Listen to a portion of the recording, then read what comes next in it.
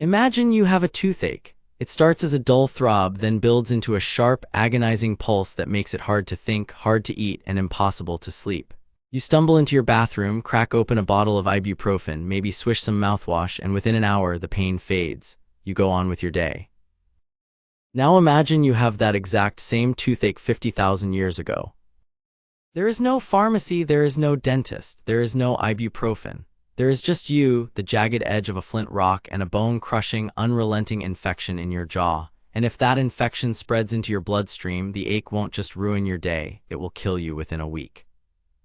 So what do? For 99.9% of human history, there was no such thing as a doctor's office, a sterile hospital, or even a bandage. A simple cut on your hand, a bad fall, or an infected tooth could quickly become a death sentence. And yet, here we are. Our ancestors didn't just survive, they migrated across ice sheets, navigated oceans, and outlasted other human species. The secret to their survival wasn't brute strength, it wasn't speed, it was something far more fascinating, a desperate, collective trial-and-error system passed down through generations. When you couldn't buy medicine, you had to invent it. And the history of ancient medicine is one of the most bizarre, terrifying, and brilliant stories in our past. Let's start with the most extreme example, trepanation. That's the medical term for drilling a hole into a living human skull. You are probably cringing right now, and you should be. But ancient people did it. They did it for migraines, for seizures, and to relieve pressure from traumatic head injuries. Now here is the shocking part. They did this with sharp stones, flint, and later bronze. No anesthetics, no sterilization. You had to be held down by 3 people while someone scraped a hole straight through your cranium. Archaeologists have found prehistoric skulls with these holes in them. And here's the kicker, up to 40% of them show signs of healing.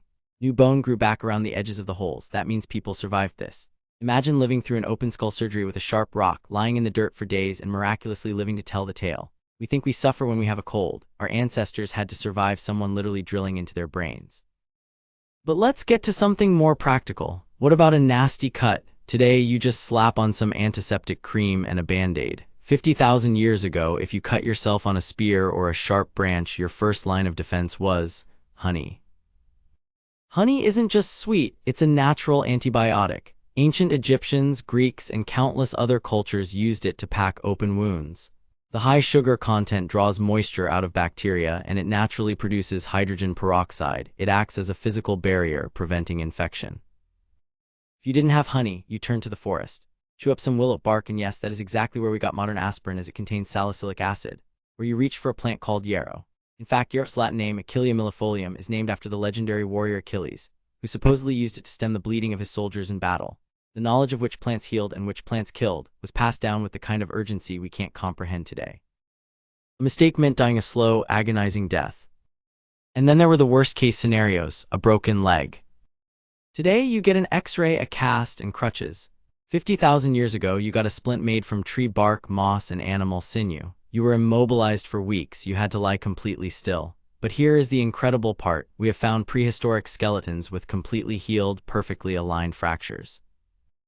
That is huge because it means that someone else took care of them. Think about it, if a hunter broke their leg in the middle of a prehistoric winter, they couldn't hunt, they couldn't move, they were a massive liability. But instead of being left to die, they were fed, they were hydrated, and they were protected. Someone brought them water, someone kept their fire burning.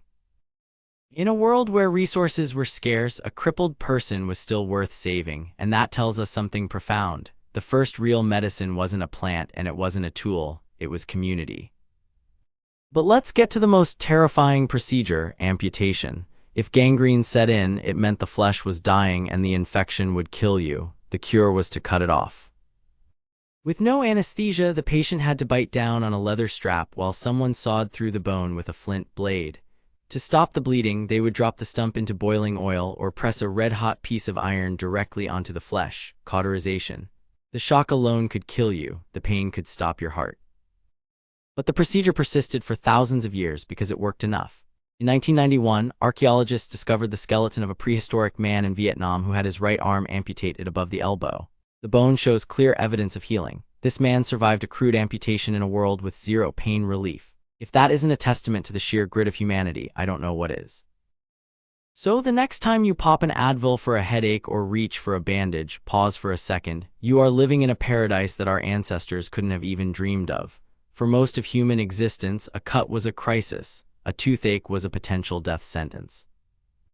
But the fact that you are here watching this means they figured it out. They used honey, yarrow, and willow bark. They held each other down while drilling holes in each other's skulls, and when they couldn't walk, they were carried.